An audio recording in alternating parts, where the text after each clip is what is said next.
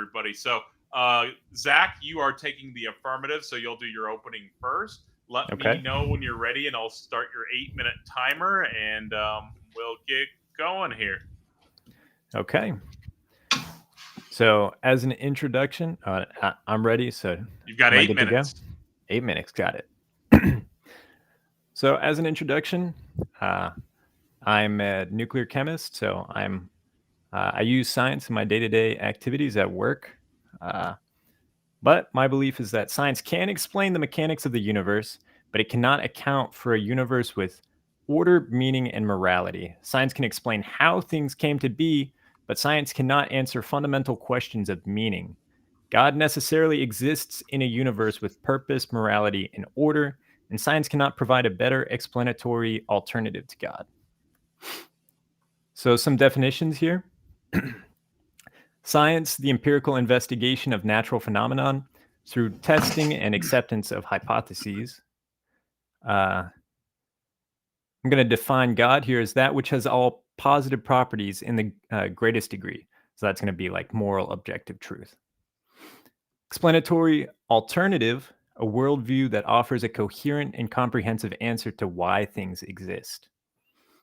The God framework is going to be the foundation that uses, in my belief, science as the explanation for how God created the universe, but requires philosophy and theology to explain purpose, morality, and order.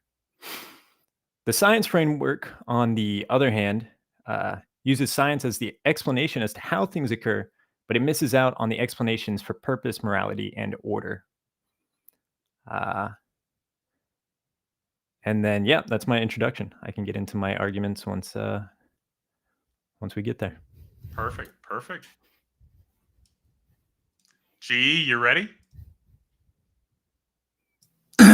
Yeah. I mean, I have a bit more extensive of an opening statement here. So 8 minutes.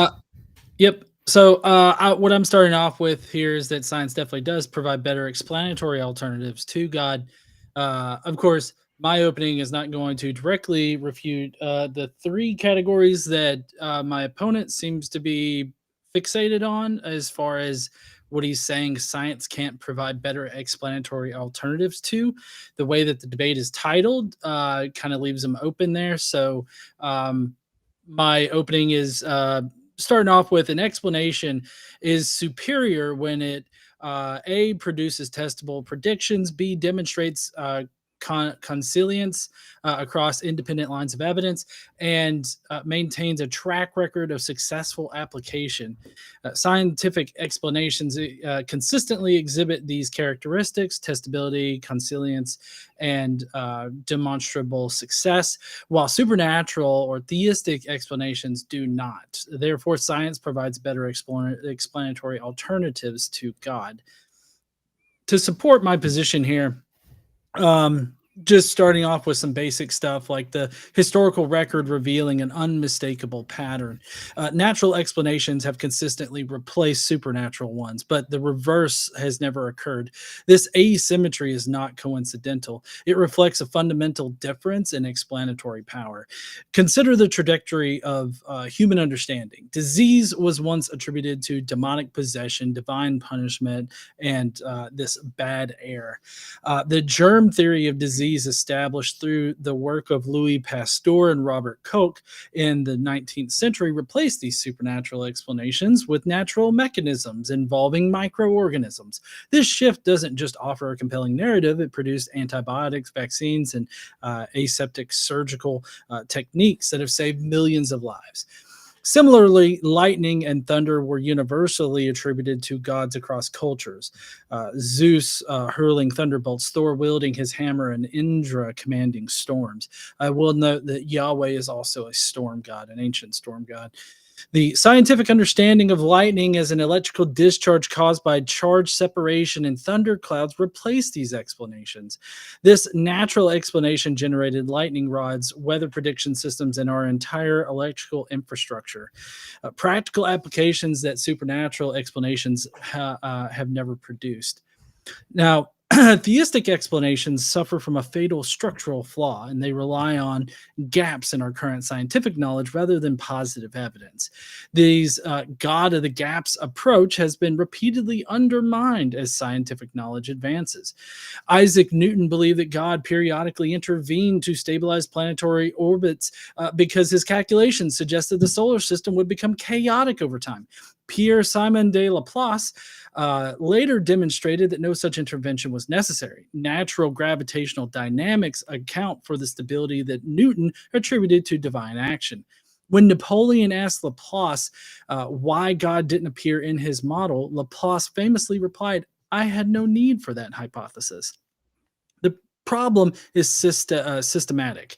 Whenever God is invoked to fill explanatory gaps, subsequent scientific progress closes those gaps with natural mechanisms. This pattern reveals that supernatural explanations are placeholders for ignorance rather than genuine explanations. As our knowledge expands, the domain requiring supernatural intervention perpetually contracts, suggesting that no such domain genuinely exists. Scientific explanations possess a crucial feature that theistic explanations lack: falsifiability. For a theory to be scientific, it must make scientific predictions that can potentially be proven false through observation or experimentation. This criterion, articulated by philosopher Karl Popper, serves as a demarcation between scientific and non-scientific claims. Consider how this applies. The germ theory of disease predicts that preventing microbial transmission should reduce infection rates, a prediction that can be and has been empirically tested. Evolution by natural selection predicts that organisms will exhibit suboptimal design features resulting from their evolutionary history. Again, testable and confirmed. These theories risk refutation but have repeatedly survived rigorous testing. Theistic explanations, by contrast, are typically unfalsifiable. If good things happen, God is benevolent. If bad things happen, God works in mysterious ways and tests our faith for whatever reason. The explanation accommodates all possible observations, which means it actually explains nothing. An explanation that cannot be wrong and it cannot be right. It simply removes itself from the domain of empirical inquiry. Scientific theories demonstrate consilience, this convergence of evidence from multiple independent lines of inquiry towards the same conclusion. This convergence dramatically increases our confidence that the explanation captures genuine features of reality rather than artifacts of a particular method or assumption. Evolution for existence is supported by paleontology, comparative anatomy, molecular genetics, biogeography, embryology, and direct observation of speciation. Each field independently points towards the same conclusion using entirely different methodologies. The probability that all of these independent lines of evidence would converge by chance is vanishingly small. Theistic explanations lack this consilience. Different theological traditions reach contradictory conclusions about nature, about the nature, number, and attributes of divine beings. Even within a single tradition, there is no convergent methodology for resolving disputes, only appeals to faith, revelation, and authority. The absence of convergence suggests that theistic explanations are not tracking objective features of reality. While theists sometimes argue that God is a simpler explanation than naturalism because it invokes a single entity, this argument overlooks the principle of parsimony. Occam's razor favors explanations that make fewer assumptions, not explanations that posit fewer entities. A single omnipotent, omniscient, omnipresent, morally perfect, immaterial, eternal, personal being is not simple. It's extraordinarily complex. Moreover, invoking God eliminates explanatory power rather than enhancing it. Naturalism requires multiple explanations for multiple phenomena, but each explanation is constrained by evidence and generates testable predictions. Theism offers one explanation: God did it for everything, but this apparent simplicity comes at the cost of explaining nothing specifically. As philosopher Paul Copan acknowledges, while naturalism is numerically simpler, fewer entities, eliminating God actually reduces our explanatory power when we examine specific phenomena. However, this claim relies on ignoring the actual track record. Natural explanations have consistently succeeded where supernatural ones have failed. in conclusion, the proposition that science cannot provide better explanatory alternatives to God fails on every criterion of explanatory adequacy. Scientific explanations demonstrate testability, falsifiability, consilience, parsimony, properly understood, and an unparalleled track record of success. Theistic explanations exhibit none of these virtues. The historical pattern is unambiguous. Natural explanations progressively replace supernatural ones as our knowledge increases, never the reverse. All right. Thank you so much for the awesome openings, y'all. Appreciate y'all taking the time and effort to let me know when y'all are both ready, and we'll get started here. Mega bloodbath engaged! That means go. So I guess before we start, we should both try and agree on what an explanatory alternative is. So it seems like for you that more focuses in on the, and don't let me misrepresent your position, but it more focuses on the how, which I agree science does provide more than adequate explanations as to how things came to be. But where it lacks is with the questions of purpose, morality, and where logical order in the universe comes from. Well, yeah, but you see, I feel like the way that you're setting up the discussion is you're trying to put me in a corner that where you're hoping the only answer can only be God, because science is not meant to give you meaning or dictate morality or any of those things. So, like you saying God is the only answer to this, I feel like let's see, as far as morality goes, meaning goes, and then order, which maybe you can define what you mean by order right there. But two of those things at least are subjective to the human experience. And so, like, yeah, sure, science is not going to be able to give you like, you ought to do these things, because you have to first subjectively choose, what is your end goal, and then you can scientifically gauge whether actions can help you complete that goal or not. So, I mean, I feel like what you're doing is you're trying to basically load the discussion up so that, you're expecting science, or you're saying science can't address these things, but it's because science isn't meant to address those things. Yeah, and I suppose that's why I would find science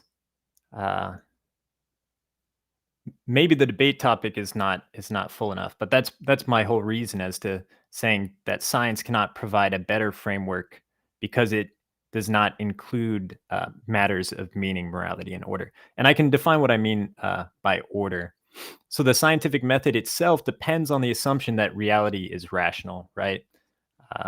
It has to depend on mathematical structure and physical laws. Under naturalism, there is no reason that the universe should be orderly or logical. And similarly, I believe that just assuming the universe simply is inherently ordered and logical assumes that they're intrinsic metaphysical objects. What would you say about that? Well, I would say that any universe that is going to take up space is going to be mathematical. So, Okay. I mean, because of the nature of mathematics. Also, mathematics is like a description of the reality that we're in. So it kind of suffers from the weak anthropic principle a little bit there, in that we are here to experience this reality, and we developed our understanding of mathematics, and our mathematics changes as we further understand reality. So it seems to me like you're basically at the center of the maze here, and you're claiming, oh, well, obviously this maze was actually made for me because I was able to find the center of the maze. And in reality, you're just at the end of the process, looking back at the entire journey to that end of the process, and you're claiming somehow God specially created everything for us. Which it seems like you said that you're not Christian. At least you're not arguing for a Christian God. So it kind of you've got to be arguing for some kind of creator version of God. I'm just kind of curious as to which one. The argument I'm going to be making is for more of a, I guess, deistic God.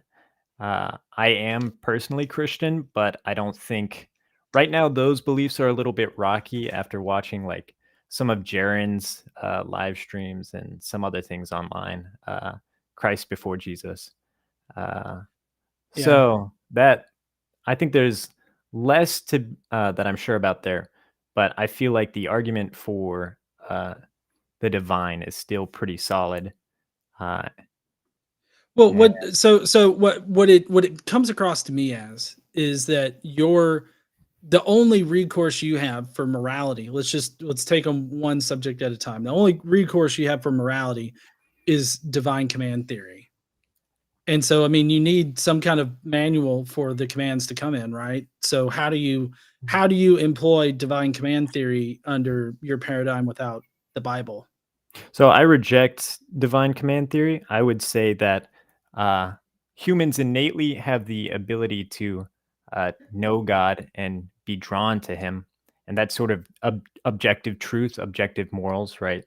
That I feel like all people, regardless of time and space, are drawn towards. Okay, how do you make that determination as to what is objective truth or what is an objective moral truth? So I think that is going to be a presupposition of my position. There's not a that's going to be propositional. I don't think that there's any way to deterministically say that one thing is objectively moral versus another. We're all relative beings. So the way that people experience morality is inherently subjective. But I think that there is a limit to which, like if you consider an ethical calculus, as an engineer, I'm sure you've taken calculus, there is a limit to which virtue could be. What was that? I was saying I've taken 3 of them and then differential equations. Yeah, me as well. And so there's a limit to which that I think virtue is prescribed. And I think that if we asked each other the things that we both felt were virtuous, we would probably agree on almost all of the same things. And I think that that's indicative that there is something inherent about that. Right, but wouldn't you think that the more likely conclusion is just because we are both in the same society, or at least in the same contemporary sort of time period? Like, you know, I feel like if you transported us back to pre-1865, one of us might be pro-slavery. I mean, and you might consider, you know, slavery to be a virtuous thing to engage in as far as from a capitalistic sort of point of view. Also, if you're a Christian, you can find, arguments in favor of slavery in the Bible. I guess I just don't understand how, like, because my contention is that we can use science once we have the parameters defined as far as like morality goes. We can then use science in order to come to, you know, objective conclusions about certain actions as to whether or not those actions will achieve the goal. And so I don't see in that process like where God is needed necessarily. Yeah, so I can give you the logical argument. So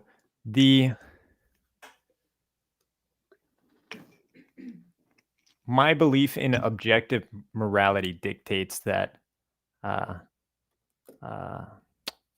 there is a divine being, right? So here's Kurt Gödel's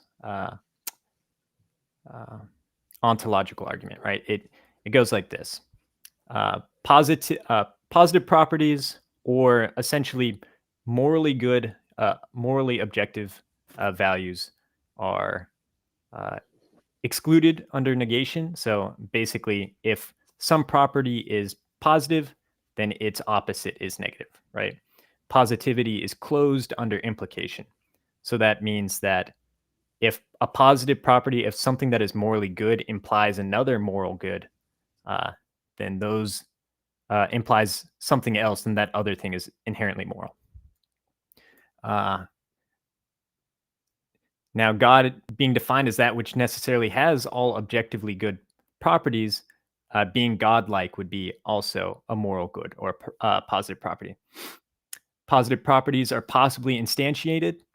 It's possible that a God exists. And if a property is positive, it is necessarily positive. Existence is positive. The lemma, if a God possibly exists, then it necessarily exists. Therefore, God necessarily exists. This logical framework has been proven by Benzmuller using a computational automatic proof verifier. That just means that the logic behind it is valid. It's not, so you can disagree with the propositions, but if the propositions are true, that means the logical structure is valid. But it's interesting that the opposite is also true. If there is no God, then there necessarily is not moral objective truth. And the implication that has on society is that if I am a nihilist, then that's equally as valuable as a worldview as someone who is a charitable, loving, compassionate person in society. Okay, I mean, Gödel's ontological argument has been like discussed and refuted, so I don't find that to be all that compelling. I think that it doesn't sufficiently ground that God is necessary. I think that you got a lot of subjective things, like what is a positive trait? Like what for his argument, what would a positive trait be? So, in my opinion, what a positive property is a moral, objective good or truth, right? Something that is possibly exemplified and has degrees to it, right? And Okay. I think it's also a difficult discussion to really nail down. I don't know if you've ever read Meno by Plato, but it's basically a discussion between Socrates and Meno, and they discuss how it's really difficult to nail down what moral objective truth is without just using a whole bunch of qualities that are moral objective truths and just listing things in a set. Mm-hmm. But okay, how do you explain the modal collapse of Gödel's argument? Yeah, so Anthony Anderson actually reworked the argument. There is the modal collapse in the original argument as presented, but Anthony Anderson changed some of the modal logic, and so he basically changed it so that it's not that everything that is possible is necessarily possible. Everything that is possibly true is necessarily true, into anything that is possibly necessarily true is true, and that avoids the modal collapse in Benzmuller's computational verification. And you can look that up, Anthony Anderson, the Anthony Anderson emendation, I think is what it's called. Okay. I mean, you still have arbitrary positive properties there. And I think that what I'm saying, as far as like, just some quick research that I've done, it actually has a contradiction ingrained into it. Because just reading off of my notes here, from Gödel's definition of essence, it follows that the empty property, the property that nothing has, is an essence of every individual. From axiom 5 in Gödel's argument, necessary existence is positive, and theorem 1, positive properties are possibly exemplified. It follows that necessary existence is possibly exemplified. So, expanding on the definition of necessary existence, possibly there exists something such that all its essences are necessarily exemplified. Since the empty property is an essence of everything, this means the empty property must be necessarily exemplified. But the empty property is necessarily not exemplified. Nothing can have the property of being self-different or having no properties. Therefore, we derive contradiction in Gödel's axioms. So it seems like in Gödel's axioms, it's internally inconsistent and has a contradiction. Yeah, you have to look. The one that was put through in, and I can pull this up here in a second. It was specifically Anthony Anderson's emendation that was computationally verified, and that one through computer logic was shown to not be logically flawed. Now, like I said, that doesn't mean you have to agree with the propositions themselves, but the logical structure is sound. So why, if the logical structure, let's just assume the logical structure is sound, why should that necessitate that a God exists? Also, I think that this falls back on something that I said in my opening, in that the God claim is unfalsifiable. If you're positing a deistic God, then that means, let's say it's a deistic creator God. He just created everything and then fucked off, and now he's no longer around. There's no way to falsify that kind of hypothesis. Well, I gave you the Gödel's logical ontological right, and argument, that's and what then right. That's what I'm recommendation. saying. Yes, but right, I get it. That's what I'm saying, though, is that you've just provided this argument that is logically valid. There are bad arguments that are logically valid. So, what do you have to say that this God definitely does exist as a matter of like truth of reality? Well, that was my argument, right? Is that if you assume, and I don't know if you assume that objective morality exists. I don't know what your philosophical position is, but if you assume that objective morality exists, then by that argument, God necessarily exists. And the inverse is also true. If God does not exist, then morality Wait, is necessarily subjective. Can you build that bridge for me, though? I don't understand how you get from Gödel's argument to morality. Like, if objective morality exists, then God must exist. I think that we can be objective about morality, but I'm not saying like that there are like moral absolutes. I think that there can be moral truths, but I think that the moral absolutes like you're talking about are just not a reality. So a positive property in this case, like Gödel is talking about, would be like justice, or properties that Why? Who's to say? Why do you say that justice is a positive property? that is something that I innately know, and this is So a you proposition from my- subjectively have identified it to be a positive property, yeah, I've subjectively identified that I believe that it which is. means that it's not absolute morality you're working with; it's subjective morality that you're working with. No, so like I brought up before, it's effectively subjective. I'm not going to argue that, but like I said, I think there's an ethical calculus where there's a limit to which that virtue exists, and the ultimate limit would be the objective truth, right? So the way that I like to think about it is, But how would you know that you got to that limit? well, I don't think people can get to that limit, really. I don't think people can be. Oh, okay, so God is ultimately virtuous. unprovable then. So God is unprovable. Why is that? I'm saying people can't get there. I'm not saying God can't Right, get there. right. If no, right, but you're just arbitrarily saying that God can get there. God is these things, and instead of actually grounding those in reality, and then you compound on that by saying that, well, people can't get there, only God can. So essentially, you're saying that people will never know that they've attained that final, like, I guess, version of morality or whatever. Only God can know that, and that leaves humans with a very human experience not knowing if that's actually the apex of morality or not. So I don't know.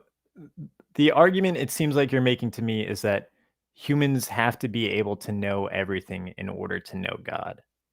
No, I'm not saying that humans have to know everything in order to know God. I'm trying to get you to actually substantiate that this God actually exists. And you're giving me kind of a runaround here on being able to prove that God exists. But you're saying that, well, there's proof that God exists, but only God has access to that proof. Well, I think that people can interact with objective morality insofar as we can understand things and we can come to know things as being good. Like, Right. Okay. I would say, Sorry. Let me stop you right there. yeah. So if people can know this absolute morality that you're describing, how would we know that we have that absolute morality? Like whatever moral claim or whatnot, how do we know that that's absolutely true at that point if we don't have access to that absolute morality? Well, I think there's a refinement process that goes on, right? As people, it's kind of like iron sharpens iron. Over time, people get closer to the absolute truth. But this is a propositional point of my argument is that I think that human beings are innately ordered into knowing good. So, like you and I, just by virtue of being human beings, we can come to know what is right and wrong. I think that's kind of stupid. Why is that? Well, because I mean, you're totally negating the fact that like non-neurotypical individuals exist out there, and they're not typically knowledgeable in those same kind of innate things that you're talking about here. Like psychopaths and sociopaths don't have the same kind of concept of morality. And there are several other psychological conditions where they wouldn't be able to access that kind of thing. So like you just saying, oh, we all innately know this thing is wrong. I think the better explanation is just that society has shaped us to view it that way, as opposed to us just innately knowing this absolute truth. Well, so my question would be then, if you look at like uh, Nahuatl tribes in the Americas uh, building their own cultural structures versus like Arabic tribes uh, in the Saudi Arabian desert, how did they come to the same moral conclusions despite being completely separate, Like being what? created in separate places in time? Like charity and compassion. Well, I mean, considering that human beings are a social species, charity and compassion can be, very beneficial to a society. So, evolutionarily speaking, that kind of behavior would have been selected for because that kind of behavior leads to more prosperous societies, and those prosperous societies survive, thrive, and they're able to reproduce, grow, and spread. And so, scientifically speaking, that would be the explanation there. How would you explain it on God? Well, I would say that the people in both of those societies had the intrinsic ability to learn to know what is right and what is good. For right. Well, so for the majority of human history at this point, slavery has been a thing. Does that mean that it's an innate good? No, like I said, there's No. so Would you let me ask you consider this. slavery to not be an innate good? It's something that we innately know is bad. So let me ask you this: the point you're making here. Over there. So even they don't innately know that that's bad. They think that it's good. Yeah. So if we all innately know that that is bad, why are there still some people today that don't understand that? Well, since then, a few of them have apologized for it, which I'm not condoning their actions, but I'm saying at least they No. feel. They've apologized for getting caught. Yeah, That's exactly. what. I'm that- not saying they're good people. No, For no. sure, But they're. my point is that they haven't changed position. They're just embarrassed that they got caught. So I guess I would ask you, do you think that people have the innate ability to scientifically reason? No. You don't think that human beings have the innate ability to scientifically reason? No, I think that you can be taught to reason scientifically, but I definitely think that scientific reasoning is something that should be taught to somebody. Now, if you're talking about rudimentary, like formulate a hypothesis and test it to like come to a conclusion, like in a rudimentary way like that, I think that interacting that's just simply explained by us interacting in our environment and everything, and that is how human beings have just evolved. That's how I would explain that. There's no need for God in that particular aspect. Well, And real fast before the next question, there was a $5 super chat from Nobody on Fire. Thank you so much. He had a question for Zach. If God is necessary, is his choice to create necessary in that he can't choose otherwise? Wouldn't a different choice remove his necessity for the world? see, I don't know what it means for God to choose stuff because I'm not certain that I believe in God in that way. Like, if you think of God as that which acts on all potentials, then it isn't really like, oh, I'm a flying dude in the sky. I'm going to choose to do this. I have a corporeal body. I'm going to go around. I want to do this, whatever. I don't really know what this point is getting at. If somebody wants to try and explain it a little bit. So if God doesn't have the ability to choose, then how did he choose what was, innate, like the innate morality to us? Well, see, that ascribes a conscious affectivity to God, which I don't think that human beings can know God in that way. You don't think God is conscious? In the same way that humans are? What do you mean by that? Definitely not in the same way that humans are. Like agency. Do I think that God has agency? Yeah. No data. No data? No data. Sorry, that's something we say at my work. Yeah, I have no data to say yes or no. Okay, so you don't know if God is an agent. So if God, so I guess I'm not understanding your concept of God that you're arguing for, at least, because if God doesn't have agency, but God has created humanity with innate moral knowledge, how did I don't understand that process that it seems like you're just you're making an argument and then you're drawing a magical cloud and you're saying, oh, fucking magic, and then you're over here and it's like innate moral knowledge, and it's like God is connected to this innate moral knowledge by the fucking magic cloud. So I'll offer you a counter argument, right? If there isn't innate moral knowledge of good and there isn't any objective truth, then what line of reasoning would say that someone should, like, say I would benefit greatly from becoming some nationalist or some evil capitalistic person? Why shouldn't I do that? It intensely benefits me. What is stopping me from doing that? I mean, it would be subjective to like you and your personality. Like as far as from an anthropological sort of viewpoint here, like a more scientific viewpoint, I would think that typically those types of individuals wouldn't necessarily win out in the long run for a society, because that's obviously not the best for the society in general, and you're going to eventually, like, that whole thing is going to run its course, and either the civilization disintegrates like the America is doing right now, or those people are going to be weeded out, and eventually society is going to those that survive in the society are going to be the ones to dictate how society progresses forward, which would not include that sort of capitalist ideal. So while it might be good for you right now, it wouldn't be good like as a long-term sort of situation, like we're seeing right now with America. We're seeing America dissolve right in front of our eyes into a fascistic nation, and that's because of unfettered capitalism. At least that's one aspect of it. That's not the entire reason, but that's one particular facet of why America is dissolving right now.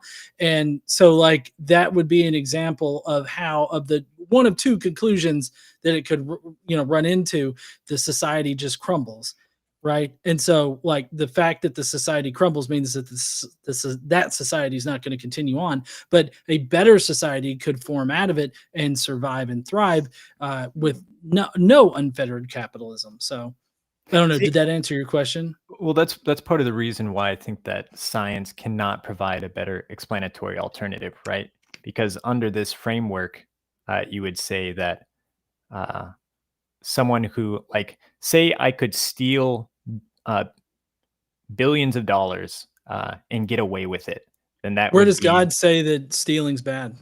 I'm saying that's an innate moral truth that we come to know. Where is it dictated that it's an innate moral truth that stealing is bad? It's not. That's something that I'm claiming as propositional. I think that all people okay, so now you're engaging in presuppositional apologetics. Well, it's not apologetics. It's not. All of this is apologetics. Everything that we've discussed so far is apologetics. So, I haven't. But you're just presupposing that is a moral truth. and you're not giving any reason as to why it is a moral truth. No, it's not it's every argument requires propositional beliefs. And that's something we talked about with math earlier. You have to have some Yeah, propositional true. things that you think are true. Sorry to interrupt again. I agree, but I can ground like my propositional truths like in reality with evidence. I can give you good argumentation for as to why stealing is bad from an anthropological as well as other evolutionary, scientific, sociological, like several different lines of evidence I can use to prove stealing is bad in a society, right? And all you have is arbitrarily stating it. Say that again. I have multiple lines of evidence where I can justify my proposition here, right? Yeah. To prop it up so that it stands on its own. You just have ad hoc stating that it's bad. No, I'm saying my argument was that people are innately able to come to know God. And my proof for that was that all societies throughout history partially come towards the same truths.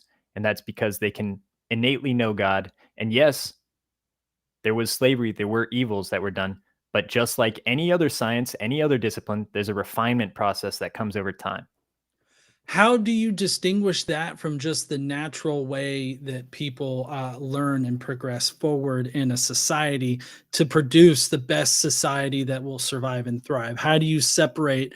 Where does God factor into the natural process of that? Well, what do you mean that the natural process? I don't think the average person is thinking, what can I do to make the evolutionary society better in the long-term future? I think the I'm average not saying that person, people think that. but the natural process, in my mind, is a metaphysical, theological, or philosophical process. I mean, people engage in those things, but I'm saying that the natural process of how societies evolve, that is something that can be studied. There's a whole field of study for that. I believe it's probably sociology. There's probably a little bit in anthropology that studies like how societies like change and move. So they're not thinking, oh, what's the best way for this society to thrive, but they are thinking, what's the best way for me to survive? And then over long periods of time, we get this sort of picture of how the society progresses forward. So what I'm asking you to do is to identify where God is necessary in just the natural progression of human evolution. Because to me, it seems like you're just saying, oh, God is needed for this to make sense, when you're not actually providing any kind of argumentation to say God is needed to make this make sense. Well, I'm not saying God is needed to make this make sense. I'm saying that the alternative is nihilistic, and there's no reason that like I don't someone think it who has to be wants nihilistic. So what is the nihilism purpose? doesn't come into What is the nihilism doesn't purpose for being? I don't think that there has to be a purpose for being.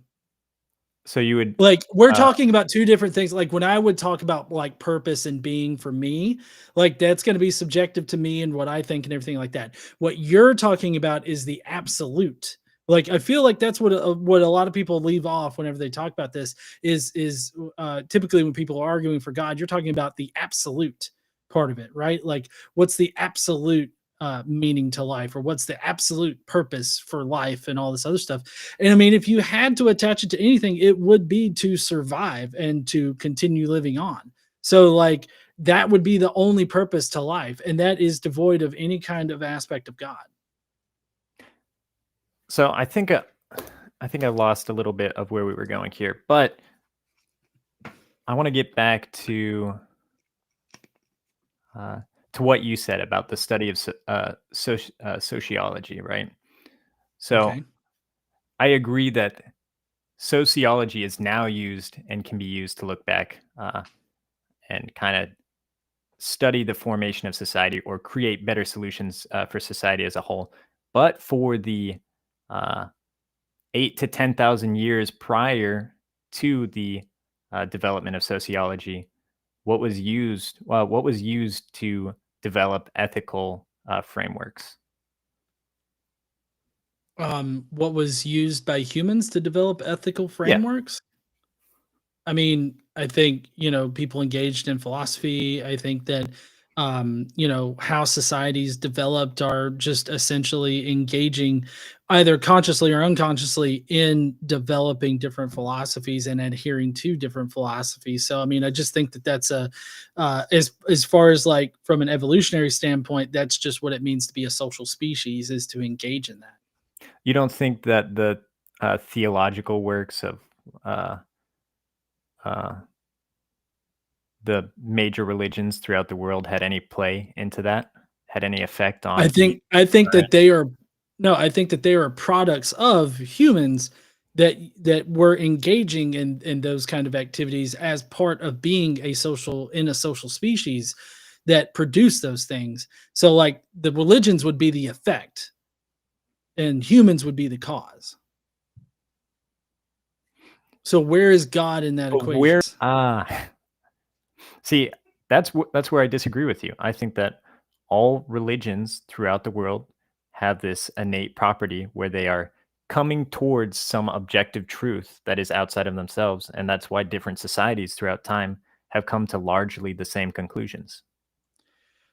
Well, no, but that is also non-arbitrarily explained by the human condition and by human societies developing to survive. Like anthropologically and sociologically, we can explain why, societies that employ these certain aspects survive and grow. We don't need God in that. And God as an explanation just seems like it feels like you've got a puzzle piece that you're, cutting edges off onto in order to make it fit because you can't figure out where it goes. And before the next question, Cody H and Kurt had a super chat question. This is kind of an inside joke on the channel. Generally, when we're doing stages, we ask theists to provide a coherent explanation of trees from the initial state. And so Kurt is asking for an explanation for trees. Do you have one? Yeah, whatever science says. Okay. Science is going to explain trees without God, right? Okay. What is science explanation for math? Is God necessary? Is God necessary for trees to exist? What is science explanation for math? Math is fundamental to science. You can't do science without math. Right. Math is a description of our reality. So why do mathematical objects exist independently of human thought? Because the universe exists independently of humans. I don't know what you're getting at here. Can you just answer the question though? Where is God factor in with trees? Or are you just arbitrarily stating that God is necessary for a coherent universe, so therefore that's how God is factored into trees? Well, my general take would be that God started the chain events that led to the Big Bang, and then everything from there. I'm not a ecologist, so I'm not going to tell you how trees are made. I could tell you how a nuclear chain reaction works, but you're not asking about that. If you want to play this game, then how does the fission chain reaction occur? I don't know what you want from me. So I think what they're asking for is an explanation of trees from the initial state. You don't have to do a long drawn out one, but it would just be like Big Bang and then the step by step to trees, right? Yeah, I would just say that God created that there was a design, and then God did the Big Bang, and then everything went on from there. So just arbitrarily stating God did it. So it's literally in my opening, I said, God did it. And that's your explanation. Well, I don't think that God planted the tree, if that's what you want me to say. That's not. No. I'm not saying that. I'm saying that in your explanation for the inflation of the universe there, you just said God had a design, which is kind of interesting considering that you don't think God has agency. But I said God I don't know. had a design. Oh, okay. You don't know. I would think that you could know if you're going to say God had a design, then God at least has to have agency enough to create the design, wouldn't he? Well, when I say God had a design, that's kind of like using human language. Like I think that the concept of God is far more existential and uh, I guess eldritch than the typical notion of God. So So are probably you making the argument that nature is God? Just nature's God? no. I I mean, think that's what it sounds like. that argument could be made, but I don't think that's the right argument. Because you're just arbitrarily putting God into the equation without any reason to put God into the equation. Well, Science can explain the things that you're talking about. You just don't want to accept that. And instead, you want to insert God into the equation. I have never debated that science could not explain things. I specifically said from the beginning that science can explain the how, but the issue is, why would you say the Big Bang happened? What's the title of this debate? Like, what's the question that we're asking? It's science cannot provide a better explanatory alternative to God. And my Right. whole argument is that the reason why science cannot is because you run into the issues of uh, nihilism and absurdism as moral philosophies, which are not. You presented a false dichotomy about the whole nihilism thing. Like, it doesn't just have to lead to denialism or sorry, absurdism or nihilism. Like, meaning and purpose are going to be just as subjective as morality is. So maybe I'm misunderstanding what absurdism is. So absurdism is despite the fact that there is no intrinsic purpose in life, that each person individually can go on and find their own purpose, make themselves happy. And that's where the saying, one must imagine Sisyphus is happy, right? Because they go through these endless struggles in life, and that there's no meaning at the end to it. So we have to make up our own meaning, right? And before the next question, there are a few super chats. One of them was a comment, so I'll hold that till the tail end. But there's two questions, and right now there's 30 additional minutes. So if anybody else, or 33 minutes and 25 seconds. So if any other people have super chats, feel free to get them in. There's still a little bit of additional time available. Nobody on Fire says, so we are just undermining GE's stance in that you appeal to science, but say God started it. So you hijack science, claiming God did it and win. I wouldn't say so. I would say that science is the how, is the way that God implements mechanics in the universe. But like I said, I don't think that How, science and religion are how could he mutually. do that? Right. How could he do that if you don't know if he has agency? Well, my claiming that I don't know I can't say anything to the exact affects of God is not saying that we can't talk about it in a explorative way. Right, but what I'm saying is that your explanation makes no sense with the way that you've constructed your God. It's illogical.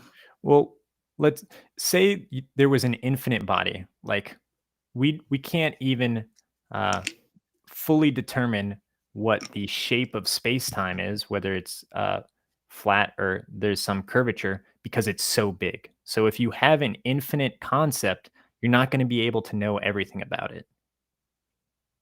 I feel But like we could agree on that. I feel like agency is pretty much tip of the iceberg there, don't you think?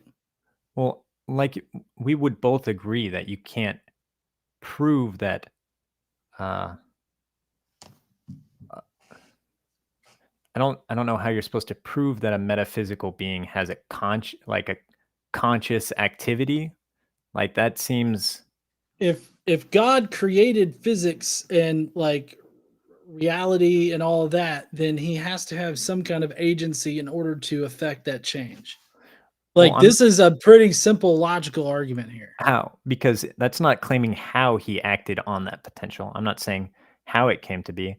It could be necessarily the case, right, that God necessarily acts on acts on the possible potential. So everything, whatever is possible, will necessarily become the case, right? That's one explanation for God, but you can't really prove the differences there. So you could say either one. You could have one explanation where God has this rational conscious, where he's like, I'm going to choose to do this instead of that, I don't think there's a proof for that. Whereas you could just say God started like sort of, I guess, in your parallel saying that God is nature, but I'm not saying that he is physically nature, more as the metaphysical embodiment or starting process. Okay. And still, you're just arbitrarily stating it without actually substantiating it. And the comment isn't actually a mean one, so I'll just read it. Usually they're mean. But Benjamin says, it seems like God has as much trust in science as we do. I love evolution. Great point. And then Karen Dave says, or has a question, aren't there religions with subjective morality and atheists with objective moral frameworks? Doesn't this suggest religion isn't actually a decider for this? And great question, Karen Dave.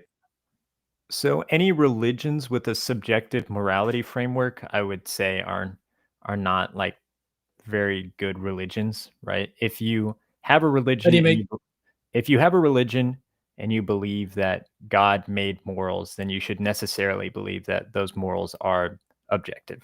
That would be my argument for there. Atheists with objective moral frameworks, I think there are atheists. I think allegedly Ian is believes in objective morals, but I would argue that because he believes in objective morals, he necessarily has to believe in God due to Gödel's ontological That's kind of argument. shitty. I do want to talk. I have been trying to talk to him about that because I want to see what he thinks about that. I'm sure he would get a kick out of it. Probably, but I think that you saying that he necessarily has to believe in God when, like, if you want to have consistent logical structures, sometimes you have to face, somewhat. So hold on, let me test you out on this.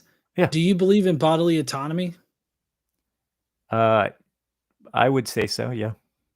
Okay, you actually believe in Satan and you worship and follow Satan. So I'm glad that you worship and follow Satan. All hail the Dark Lord. No, the argument that abortion is not murder is pretty, at least not in all. I would say there are cases where it is pretty cut and clear one way or the other. But I'm saying it's it doesn't say anywhere in the Bible that abortion is wrong. So I don't know why this is a Christian hill that people seem to die on. No, I wasn't even talking about abortion. I was just bodily autonomy, like the ability, to give consent, for something or something like that. As far as like your body goes, that's an essential part. Have you ever listened to the Christ Before Jesus podcast, or you ever gotten into any of that at all? Yeah. Well, I know Jaron. I've had him on my show before. So my question, and this is still something I'm sort of wrestling with, but if it is the case that New Testament texts kind of didn't get written until the 2nd century and they're a bit of a forgery, there's still a question that comes about as to the apostolic tradition of the church and where those ethical principles have come from and where they evolved to.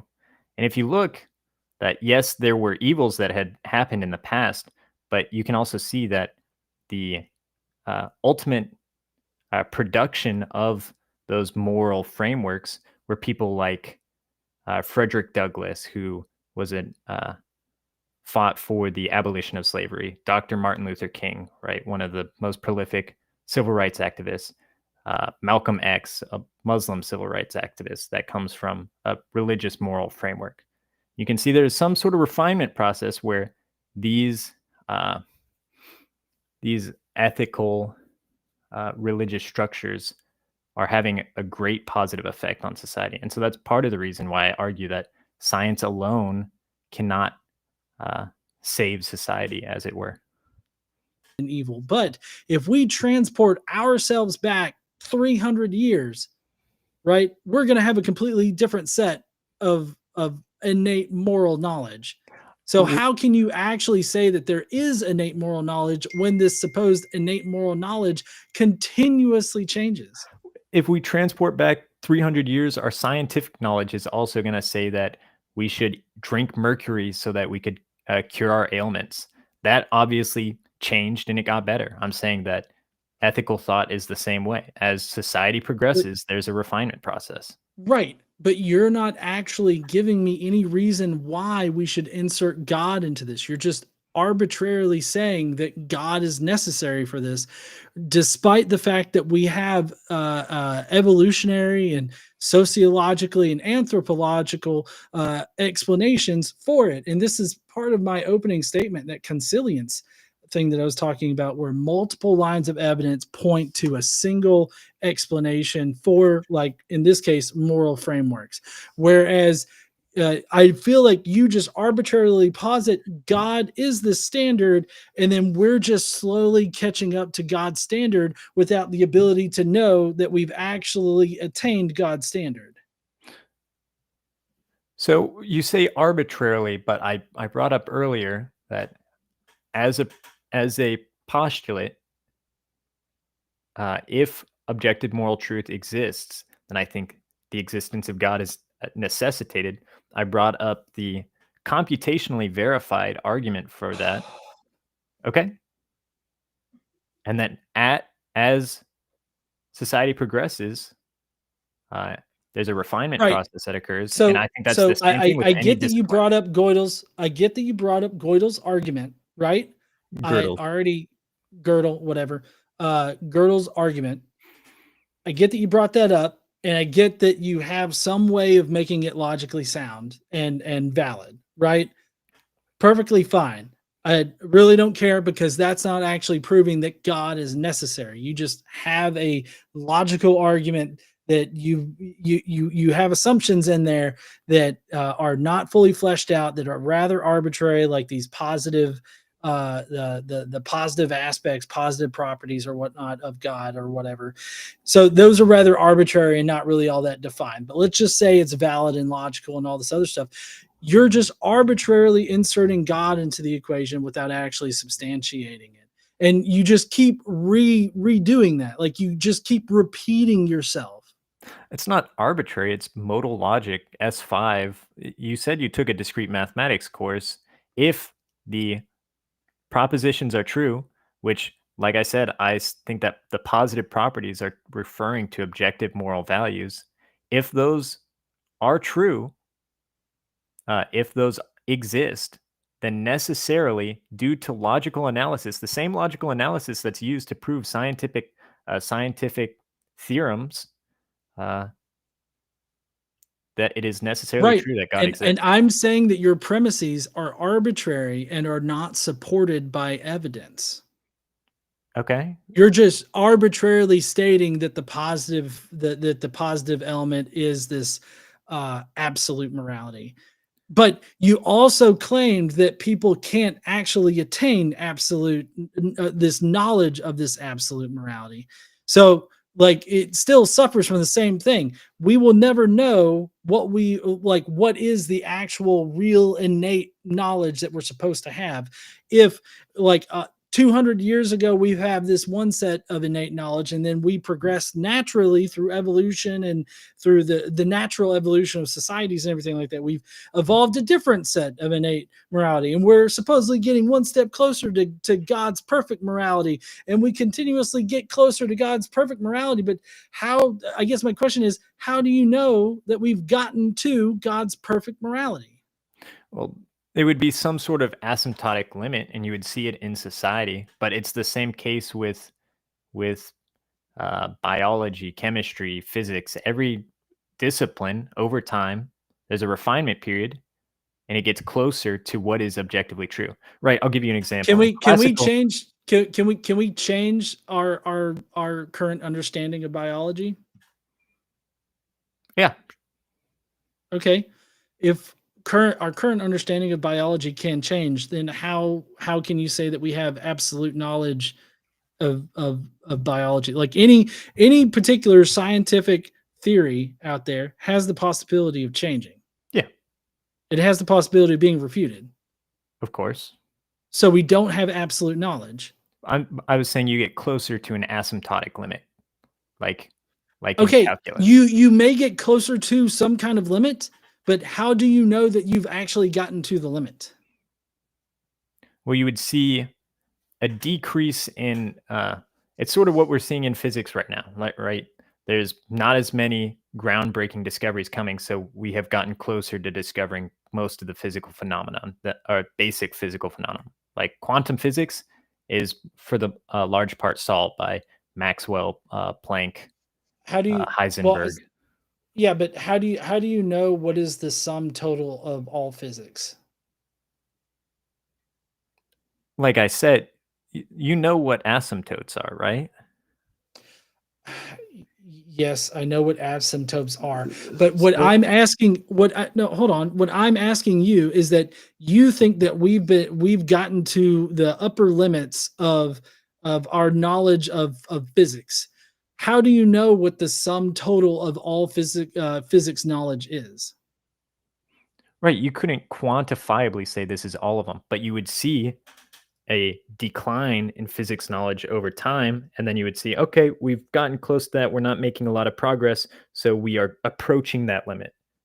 One fundamental part of calculus is that you can approach a limit, but you can never achieve that limit. Right. And thus is the problem with your entire argument here of us never being able to approach this, knowing that there's an innate knowledge, like whatever innate knowledge that God has without agency for some fucking reason, been able to dictate for us, we will never attain. No, that's actually we will not never true. we will never know whether or not some moral conclusion is the absolute moral code that God wanted. For societal, my kind of ethical calculus framework hasn't been fully developed. This is like pretty much my own philosophy that I am introducing here today. So you are the first person to ever hear this. But I think that calculus in moral philosophy could be used to interesting effect, right? The idea that as you get closer and closer to moral truth, you will see that like over 1,000-year period of society, effectively no change will happen, and then you'll be like, "Yep, we've come to the moral absolutes." You see, I don't think that you can actually make that determination, because let's say the moral conclusions have stabilized in that kind of way, I don't think that you can say that that is the absolute, like, innate moral code that God has written on our hearts, again, without God actually having agency in here. And you're just arbitrarily stating that these things are these innate moral values. But like I said, you still haven't overcome the fact that, if you progress through time, you see shifting innate moral values. And sure, maybe we're getting closer to this perfect moral code that you think exists, but I still see a natural progression that doesn't require God. These supposed innate moral values seem to track with the societal norms that each society develops, and all these societal norms, all these innate, like, moral norms, they change between societies as well as across time frames. So, like, there's no grounding effort there. If God does provide us with some kind of innate sense of morality in this kind of way, then you would think that there would be some kind of stabilization there, but there's not. Yeah, my argument would be is that we have not as a society come to the 1,000-year period or whatever it may be of stable ethics. So there's probably stuff we may come to find one day that things that we're doing today are unethical and not the proper way to live. And that would be as a course of refinement over human history. We might come to find one day that the fact that we don't, wash our hands every hour on the hour is a terrible practice, and that we are lending ourselves to get sick. My whole claim is that religion, just as any other discipline, improves over history, but that it is necessary, along with science, along with philosophy, in order to have a comprehensive framework for the universe? I mean, I think that we can have as comprehensive of a framework as our human experience will allow us to have without God. Sure. The parts that you lose there is the are the same points brought up by Camus, Nietzsche, Kierkegaard, is the idea that without a divine being, there is no argument for value in right and wrong, right? Whatever one person decides is right and wrong is their idea, and it's equally as valid as someone else's idea of right and wrong. There's value from a sociological and anthropological viewpoint, and in that way, it's scientific. But why does an individual, right? You're kind of bringing up the societal framework side, but why, as an individual, say? Because you're an individual in a society, but in a civilization. Why do I have to care about the society? Why do I have to care about the civilization? Yeah, sure. You could not give a fuck about society, but then you're going to be on the outs of society, and society is probably going to lock you away or kick you out of the society, depending on what society you're in. In our current modern societies, they lock you up. No, I don't know where I can see that individuals, like say for example, I want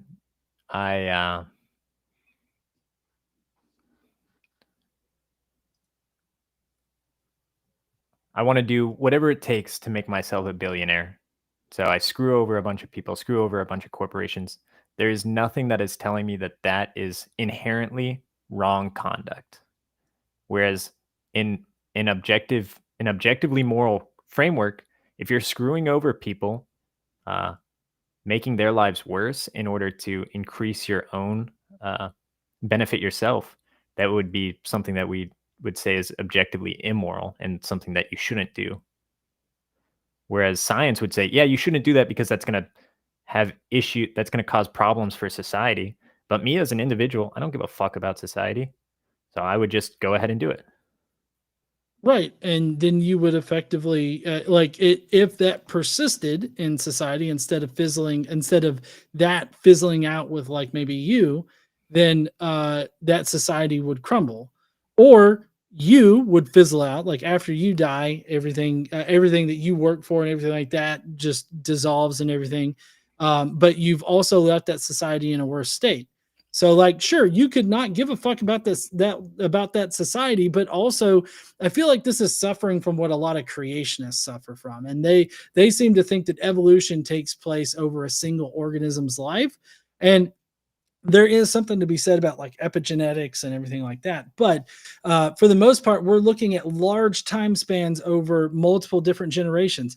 It's the same thing for societies. We're not looking at one individual. We're looking at multiple different generations, a society, the bigger picture of the society. You can only measure the health and the progression of a society over multiple different generations. Well, and the interesting thing is too, when you create societies that kind of reject this moral framework and say, no, there is no need, like everybody's individual meaning is equally as valuable, like in the French Revolution or in the Russian Revolution or in the Chinese Revolution, states that officially sponsored atheism, or that the fact that there was no God was the official position. You have these mass atrocities where millions of people die.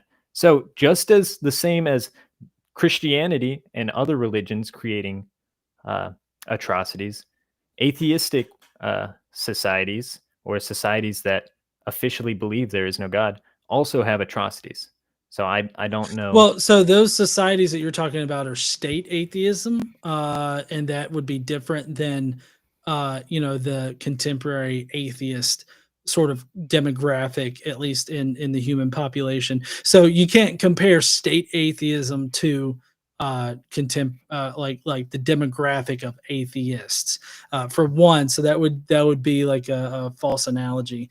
But also, I would say that just lends credence to the idea that it's like the human aspect of things. Like humans are doing these things, not because God has directed them one way or another, but just because that's the human condition. There are some humans that are shitty. There are some humans that are not shitty. Like that's just part of the human condition.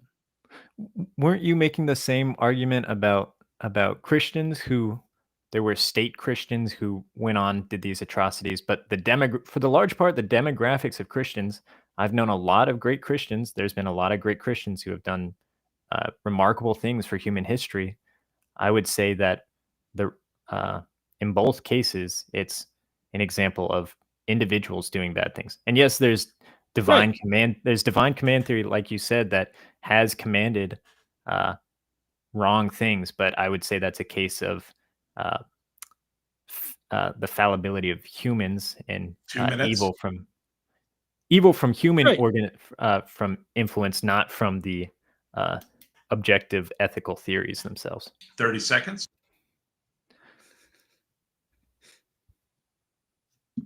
Y'all have any remaining questions for each other? I could give a conclusory remark if we both want to do that, or I don't know how we usually do that. Sure, yeah, and then we'll go into we can just go into the conclusions. Yeah, so let me get the timer ready here. Sorry about that. And that was a wonderful open discussion, you two. Thank you for the calm and not too heated discussion there. Although, don't get me wrong, the heat is always fun. Let me know when you're ready, though, and you've got 8 minutes. You ready? Okay, I'm ready. Cool. 8 minutes. All right. So I started with saying that God necessarily exists in a universe with purpose, morality, order, and science cannot provide a better explanatory alternative because it does not account for this order, meaning, and morality. So we talked a bit about how events unfold, what science brings to the cosmological and mechanical model of the universe, but it doesn't deal with final causes or purpose at all.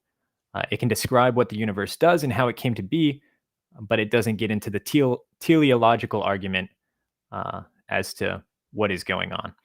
Science can describe moral behavior. It can describe evolutionary instincts, but it cannot prescribe what ought to be. The is-ought gap. David Hume talks facts about nature cannot yield moral obligation. There's no obligation for a person to do to better society. Moral facts such as justice, duty, or human dignity are not empirical data. Evolutionary accounts explain why humans feel moral impulses, but they don't explain whether those impulses are true or binding. If morality is just a product of survival, then genocide or compassion are equally natural. Science offers no reason to call one good and the other evil. The scientific method itself depends on the assumption that reality is rational, consistent, and governed by physical laws, but it can't explain logical and mathematical order. Under naturalism, there is no reason that universe should be orderly or logical. It just simply is. And similarly, assuming that the universe just simply is inherently ordered and logical assumes that they're intrinsic metaphysical objects outside of human discretion. Logic and mathematics are not physical entities, yet science depends on their universal truth. Frameworks inclusive of the divine pride provide the metaphysical foundation for logic, mathematics, and natural law, all prerequisites for science itself. Without God, the rational structure of the universe is a brute mystery. In summary, science explains processes, not intention. Science describes behavior, not moral obligation. Science assumes reason and order, but it cannot justify them. Science, while powerful within its domain, cannot explain the very conditions that make science possible: purpose, morality, and rational order. Therefore, the God framework, explored through theology and psychology, remains the better, more comprehensive explanatory foundation. And that should have been theology, philosophy, and psychology. That's all. Is that everything? Perfect. Yep. Thank you for the closing statement. And you ready? Well, let me know when you're ready, and you'll have 8 minutes. All right, I'm good. So the question tonight is whether or not science can provide a better explanation for, stuff than the God explanation. I don't feel like the counter or the positive argument was all that well made tonight, primarily because it includes adding ad hoc stipulations onto things and unnecessarily adding God into the equation.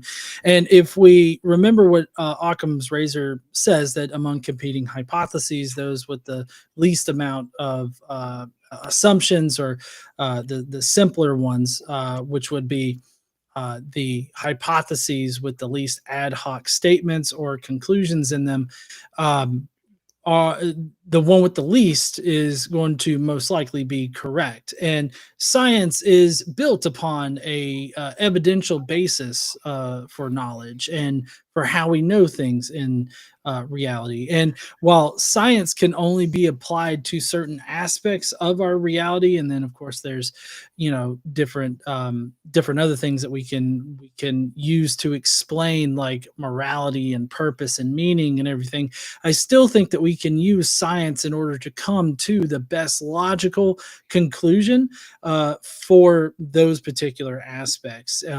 We're able to demonstrate through morality that as soon as we have some kind of end goal, that we can then use science in order to analyze different conclusions to see how well it actually gets, how well it advances us to that end goal. And so considering that, and considering that we can explain morality through sociology, anthropology, and evolution, why it's evolutionarily beneficial for morality to develop in a social species, I think that all of these things are very well understood and explained by science. And science, being that it naturally provides the least ad hoc hypothesis when compared to the God hypothesis, I feel like it is always going to come out on top. I want to echo back to something that I said at the very beginning in my opening, and that's that there are no scientific conclusions or scientific overturnings of supernatural explanations that have then been overturned yet again by a supernatural explanation. And no scientific explanation from the start has been overturned by a supernatural explanation. So just positing a God and saying that a God has to exist for whatever reason or another, despite whatever kind of maybe logical argument that you have, it's still just an ad hoc supposition that you're tacking on to your argument, which inherently makes it weaker than the scientific argument. So I don't think that my opponent actually substantiated his position. I think that we went round and round in circles, and he was only able to ad hoc and arbitrarily state that God has to exist for these things to exist without actually providing the evidence to substantiate that claim. And I guess that'll be it for me. Perfect. Thank you. And I put up a vote